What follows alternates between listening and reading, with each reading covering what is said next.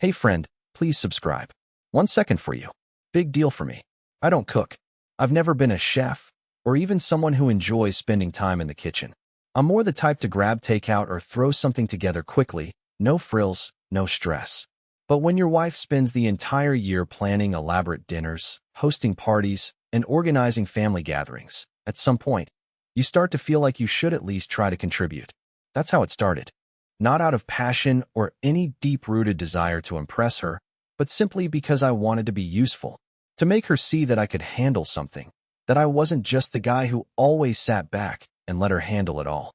We were hosting Thanksgiving at our house, and as always, she took charge of everything. The decorations, the guest list, the itinerary for the day, she made it all look effortless. I was just there, in the background, moving the furniture around and making sure everything was in place. But this time, I wanted to do something different. I wanted to cook. It wasn't about making the perfect turkey or the best mashed potatoes. It was about showing her that I could contribute. I spent days watching videos, reading recipes, practicing my knife skills.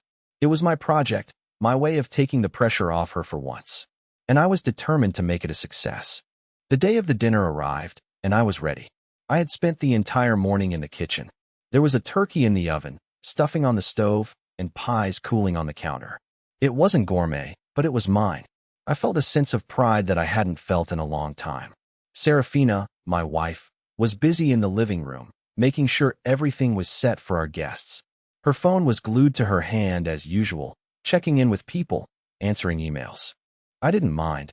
It was just the way she was. She thrived in the chaos, while I was more comfortable in the calm. As the guests began to arrive, I noticed something strange.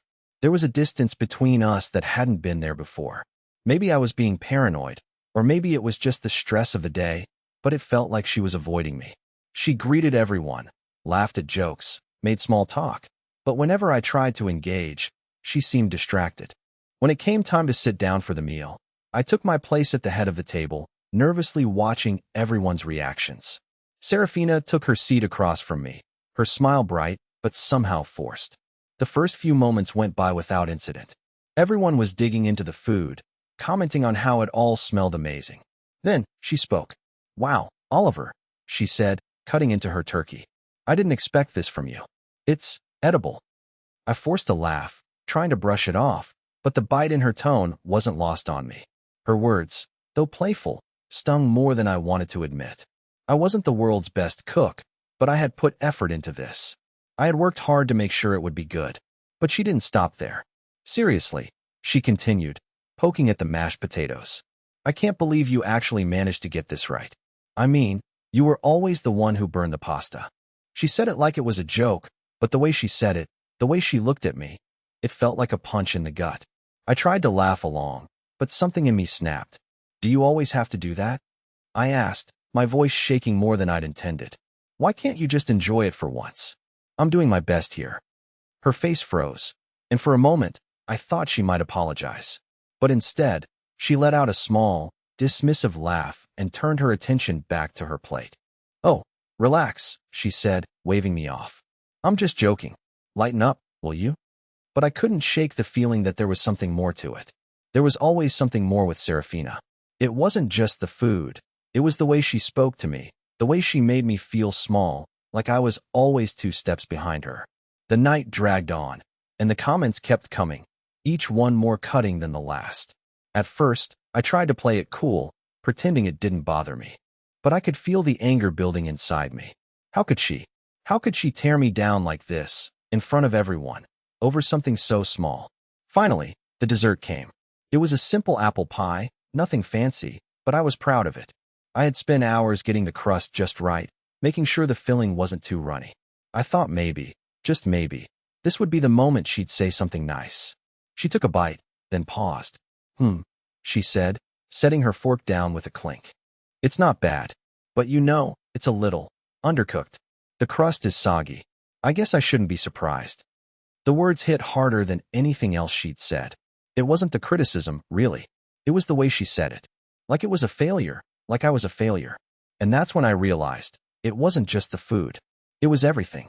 I had spent so long trying to prove myself to her, trying to show her that I was worth something, that I could handle my own. But in the end, nothing I did was ever good enough. Nothing I did ever made her look at me the way I looked at her. So, I made a decision. I wasn't going to let her get away with this. Not anymore. I think we need to talk, I said, my voice steady for the first time that evening. Seraphina looked at me, her eyes narrowing. What are you talking about? She asked, clearly annoyed. I stood up, my heart pounding in my chest. I'm tired of pretending that everything's fine. You don't respect me, Seraphina. You never have. The room went silent. Everyone's eyes were on us now, the laughter gone, replaced by tension. Seraphina's face shifted from confusion to anger. What the hell are you talking about? She snapped. You're being ridiculous. But I wasn't done. You've made me feel worthless for years, like nothing I do is ever good enough. And I've taken it, because I thought I was the problem. But I'm done. I'm done trying to please someone who will never appreciate me. Her face went pale, and for a brief moment, I saw something flicker in her eyes, something close to fear. But before she could say anything, I turned to the rest of the table. Tonight wasn't about the food, was it? I said, my voice loud enough for everyone to hear. It was about how you've made me feel. And I'm not going to sit here and take it anymore. The silence in the room was deafening. And for the first time in a long time, I felt a strange sense of relief. I had finally said the one thing I'd been holding back. The truth. And for once, it wasn't something she could swallow. The room was eerily silent after my outburst, the weight of my words hanging in the air like a thick fog. Seraphina's face was pale, her lips pressed into a thin line as she stared at me, not quite angry, but more confused. I could see the wheels turning in her head, trying to figure out what had just happened. But it was too late. I had already said what I needed to say. The tension was so palpable that even the clinking of silverware seemed muffled. I could feel the eyes of our guests on me, some unsure whether to jump in and diffuse the situation, others just watching in stunned silence. No one had expected this, least of all me. Seraphina finally broke the silence, her voice a little too calm for my liking. Are you done now? She asked, her eyes narrowing slightly. It was as though she was trying to hold on to some semblance of control, but I could see the cracks forming. There was something deeper beneath the surface, something that wasn't going to be ignored any longer. I'm done pretending everything's fine, I said, my voice steady despite the storm brewing inside me. I'm done being the punchline of your jokes. And I'm done making excuses for why you treat me like I'm invisible. She laughed, but it wasn't a laugh of amusement. It was sharp, cutting. Really? You're going to stand there and act like I'm the problem here? You've always been this way, Oliver. Always so sensitive, so quick to play the victim. The words stung, but I didn't flinch. I'm not playing the victim, Seraphina.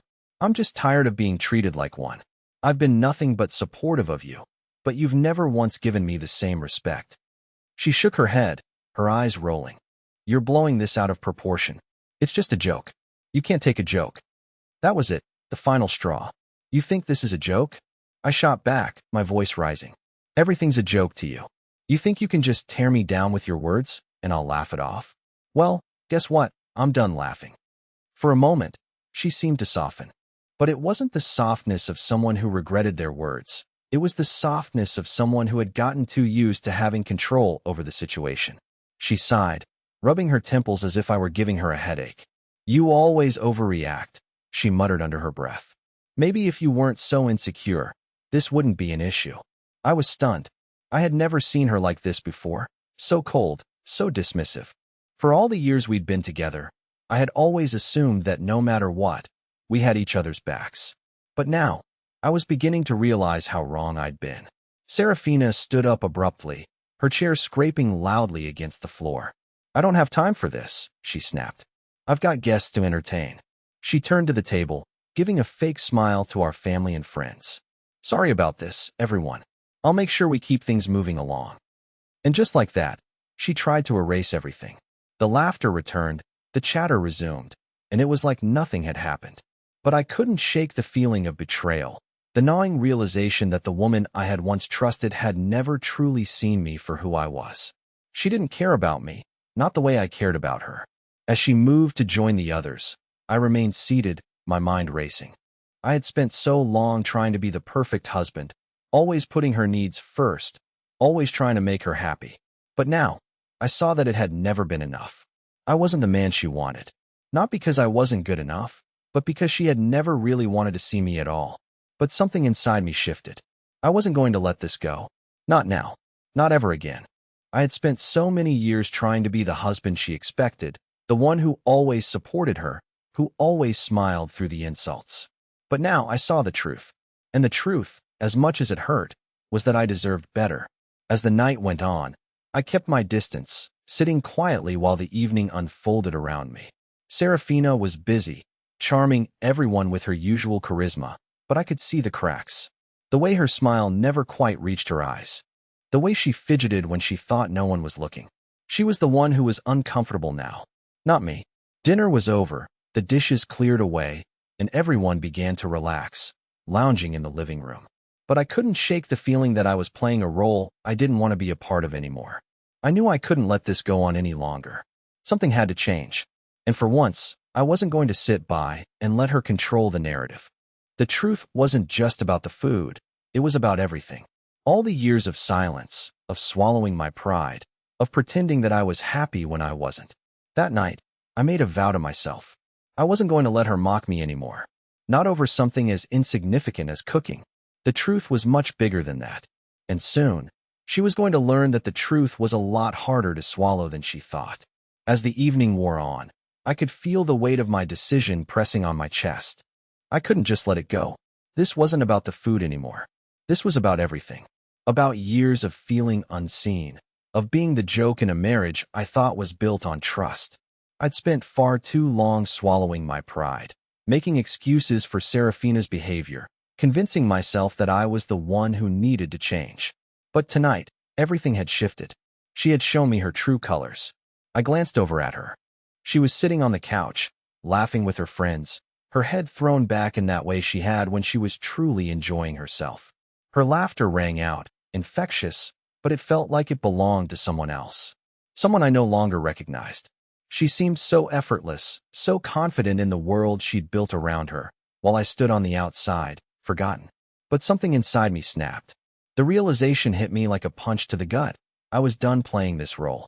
I didn't want to be the person who always accepted the scraps. I didn't want to be the one who was content with being mocked, with being minimized. No more. I stood up, my heart pounding, and walked over to the small bar we had set up. I poured myself a drink, just enough to steady my nerves. I needed to think. As I returned to the living room, I noticed Seraphina's eyes flicker toward me. She gave me that familiar, practiced smile, the one that didn't reach her eyes. "You okay?" she asked, her voice sweet but tinged with something else. Maybe guilt, maybe mockery. "I'm fine," I replied, but my voice felt cold, even to me. I could see the confusion flicker across her face. She didn't know what was coming. I sat down next to her, making sure to keep my distance, and for a moment, everything felt still. The noise of the party, the clinking of glasses, the hum of conversation, it all faded into the background. Seraphina shifted, sensing the change in the air. "You're acting strange," she remarked, her voice quieter now. "Is something wrong?" I met her gaze, and for the first time in a long while, I didn't look away. "Yeah," I said slowly, choosing my words carefully. "There's something wrong." Her eyes narrowed, her hand resting on the arm of the couch as she straightened up. "What's that supposed to mean?" "It means I've had enough," I said, my voice a little stronger now. "I've had enough of you making me feel small. Of you mocking me. Of acting like I'm some joke you can laugh at. Enough of pretending everything's fine when it's not." Seraphina blinked, clearly thrown off. Her smile faltered, and for a moment, I saw something I hadn't seen in years, genuine surprise. "What are you talking about?" she asked, the edge of annoyance creeping into her voice. I could feel my heart racing, but this time it wasn't fear, it was clarity. "I'm talking about how I've spent years trying to make you proud, trying to fit into this image you've created of what I should be. But it's never been enough for you, has it? No matter what I do, you find something to pick at, something to tear down." Her expression shifted then, from confusion to defensiveness. "I don't know what you're talking about," she said, her voice rising now. "You're being ridiculous. You never what?" I cut her off, leaning in slightly. "You never make me feel like I matter? You never treat me like I'm anything other than a stepping stone for your own success?" The room fell silent. I could feel everyone watching us now, waiting for her response, waiting for something to break the tension. But Seraphina just stared at me, her mouth slightly open, unsure how to react. You think I'm insecure? I continued, my words coming faster now. That's how you've always seen me. Like I'm some pathetic man who can't stand up for himself. But you've never seen me for who I am. You've never respected me. Her gaze flickered toward the group, her eyes narrowing. This is absurd. Why are you bringing this up now of all times? In front of everyone? Because I've had enough of pretending, I said, my voice now hard with conviction. I'm not going to let you keep making me feel invisible. Not tonight, not anymore. She stood up quickly, her chair scraping loudly against the floor. You've crossed a line, she spat, glaring at me. You're making a scene. But I wasn't finished. You've crossed the line a long time ago, Seraphina, I said quietly, standing up as well. Every little insult, every time you belittled me, every time you made me feel like I was never enough. It's been building up, and tonight, I can't ignore it anymore. She took a step back, her face flushed with anger. The other guests, still frozen, exchanged nervous glances, unsure of how to react. But I didn't care. This isn't about a dinner or a joke, I continued, my voice low but steady. It's about years of silence. Years of putting up with your games, your control, your disrespect. And I'm done. Seraphina's eyes widened in disbelief, and for the first time in a long while, I saw her falter. She wasn't the confident, untouchable woman I had once known. She was just as vulnerable as I was, maybe even more so. I'm done, I repeated, my words final. She didn't say anything else. She didn't need to. The truth was out there now, hanging in the air between us. It wasn't about the food. It wasn't about the holiday dinner. It was about the years of hurt I had buried inside. The years of pretending that everything was fine when I was drowning in silence. And as I looked around at the faces of our guests, I knew one thing for certain. Things were never going to be the same again. The room was still. Not a single person moved or spoke. The silence was deafening, almost suffocating. I could hear the distant hum of the refrigerator, the sound of my own heart pounding in my chest, but it all felt so distant. Seraphina was standing in front of me, her face flushed with anger and disbelief. Her mouth opened and closed as if she couldn't find the right words. I didn't care anymore. For the first time in years, I felt alive. It was like a fog had been lifted, and I could finally see things clearly. I had been carrying this weight for so long, always pretending everything was fine, always making excuses for her. But now, the truth was out, and I wasn't going to back down. Seraphina took a step back, her gaze flickering between me and the guests who were still staring, their eyes wide with uncertainty. She opened her mouth, probably to say something sharp, but the words never came. I could feel the tension in the air, thick and almost tangible. I watched as she swallowed, trying to regain some composure, but it was clear she didn't know how to handle this. Oliver, she started, her voice trembling, but she couldn't finish the sentence. Instead, she turned on her heel and walked toward the door, her steps quick and uneven. I could see her fists clenched at her sides. She was furious, but I wasn't afraid anymore. I stood there, rooted to the spot, as she made her way to the hallway. Her heels clicked on the floor with each step, and I could feel the weight of her fury in every sound. I didn't chase after her. I didn't need to. I had said everything I needed to say, and now, she was going to have to deal with the consequences of her actions. The guests were still staring, unsure whether to speak or leave, but the damage had already been done. I didn't need anyone's approval. I had done what I should have done years ago. I turned toward the table, grabbing my drink and taking a long sip. The burn of the alcohol didn't numb the anger or the sense of relief. It just made everything feel sharper, clearer. After a moment, one of our guests, Tim, a family friend, cleared his throat. He was the first to break the silence. Is everything okay? He asked, his voice unsure. I let out a breath, shaking my head. No, it's not. It was like the dam had broken, and suddenly, everyone was talking over each other, unsure how to handle the situation. But I didn't care about them. I didn't care about any of it. All I could think about was Seraphina and the way she had treated me for so long. I couldn't let it go. I needed her to understand. I needed her to see that I wasn't just the person she could dismiss anymore. I wasn't going to be the man who took it all, smiled, and pretended like everything was fine. I was done being her punching bag.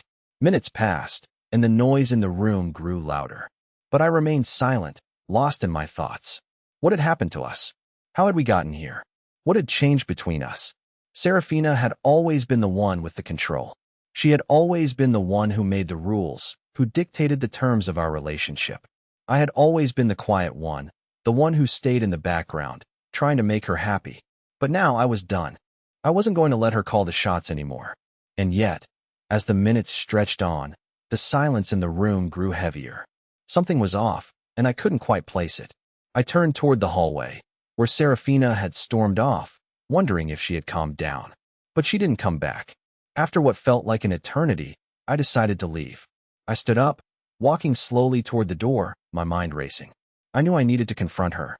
I needed to make her understand the truth. As I walked through the house, the quiet was deafening. The air felt thick, like a storm was about to break. The conversation between the guests had died down, and all I could hear was the soft creak of the floorboards beneath my feet. I reached the door to the bedroom, pausing for a moment before knocking. There was no answer. I knocked again, louder this time. "Seraphina," I called, my voice firm but calm. "We need to talk." A moment of silence followed, and then I heard her voice, quiet, almost trembling. "I don't want to talk right now," she said. "I'm done with this." I felt a pang in my chest. This was it, the moment I had been waiting for. The confrontation. But as I stood there, I realized something. It didn't matter what she said anymore. I had already said what I needed to say. She wasn't going to be the one to control this situation anymore. Not tonight. Not ever again. I took a deep breath, the reality of it all settling over me. The ball was in her court now. I had said the truth, and whether she could swallow it or not was no longer my concern. I stood there, my hand still on the door, listening to her soft, almost inaudible breaths on the other side. For a moment, I thought about walking away, leaving her to her thoughts, letting the night end in awkward silence. But something inside me refused to let this slide. I wasn't going to be the one who backed down anymore. "Seraphina," I said again, my voice low but steady. "We need to talk. This isn't over." I waited, but there was no immediate response. The silence between us stretched out like an eternity. I could feel the heat rising in my chest, a mix of anger and something else, something I couldn't quite place. It was the sense that everything I had done for years, all the sacrifices, all the compromises, had been worthless. She had never really seen me. Not for who I was. Finally, I heard her voice. It was quieter now, distant. "What do you want from me, Oliver?" That question, that simple, tired question, cut through me more than anything else she had said all night.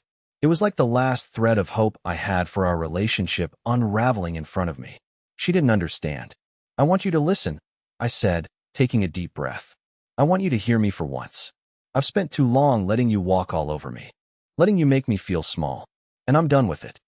I heard the rustle of sheets on the other side of the door, and then, slowly, it creaked open. She stood there, arms crossed, her face unreadable.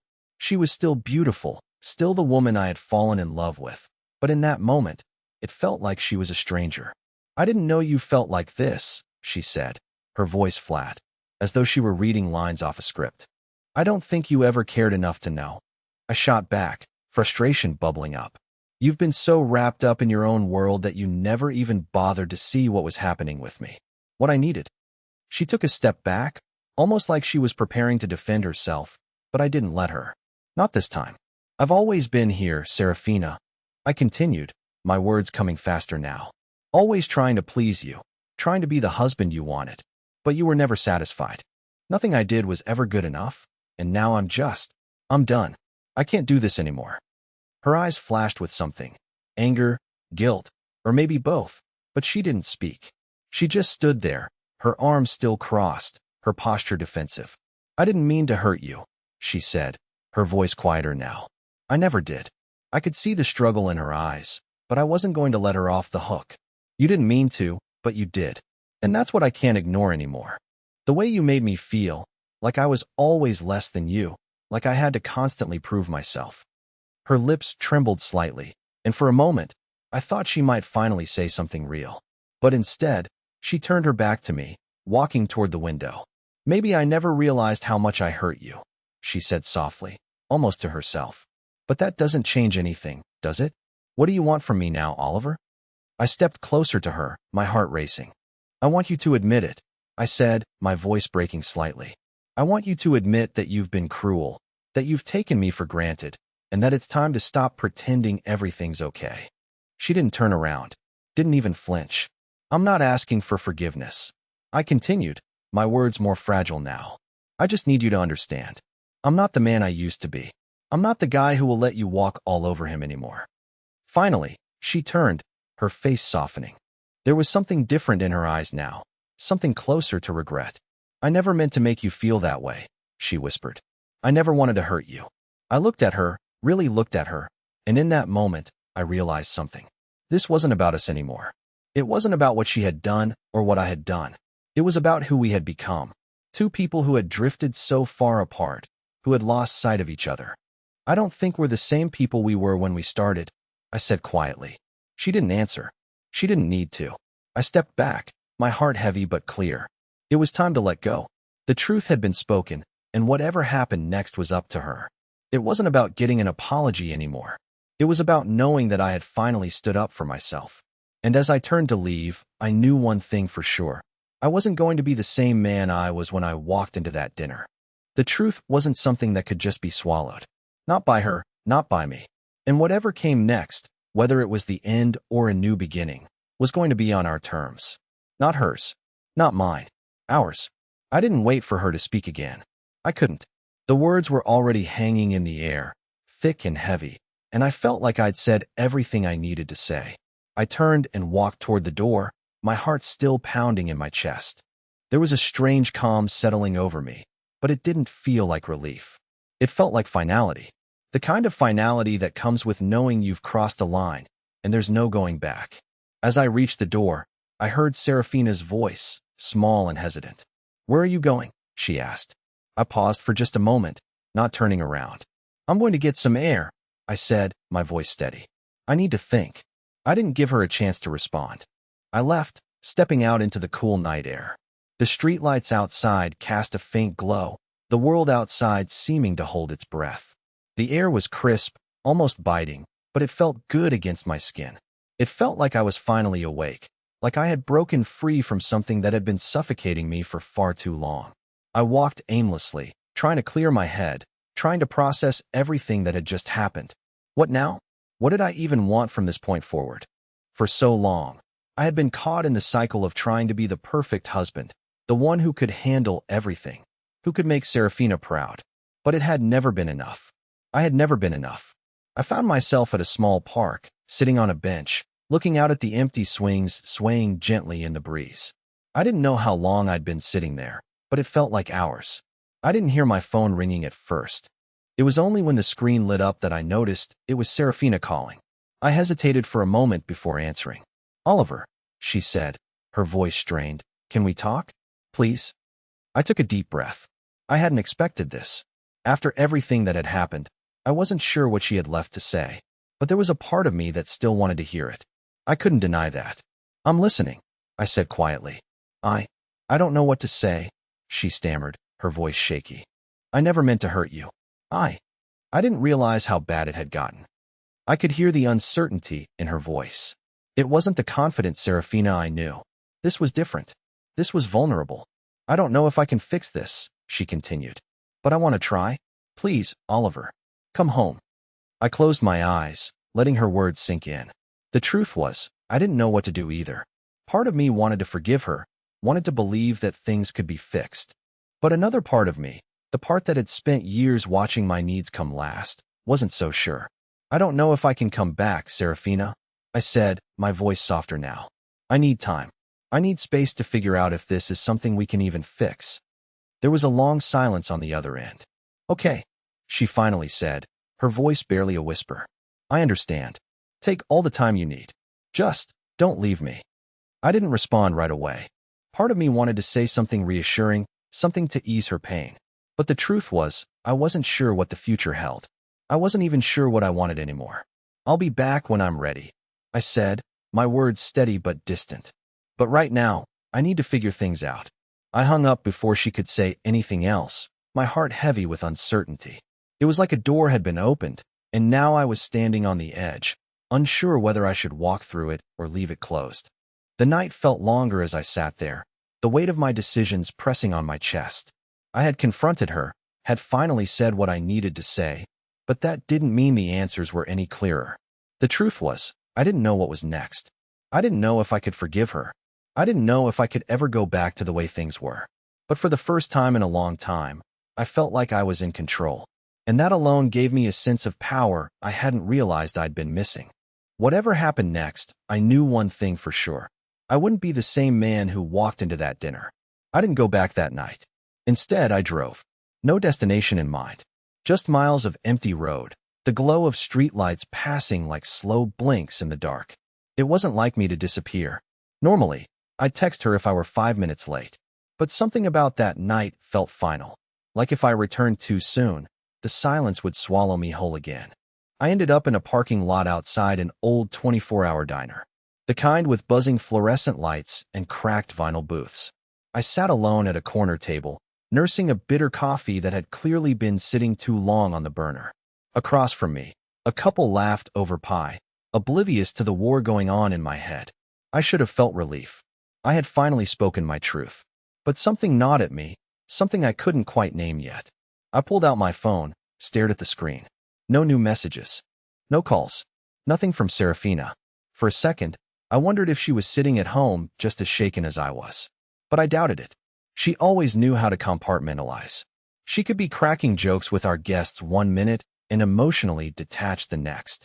It was a skill I had never quite understood, and one that had made me feel increasingly disposable. Just as I was about to put my phone away, a message popped up. We need to talk. But not at home. Please. I stared at the message, my stomach tightening.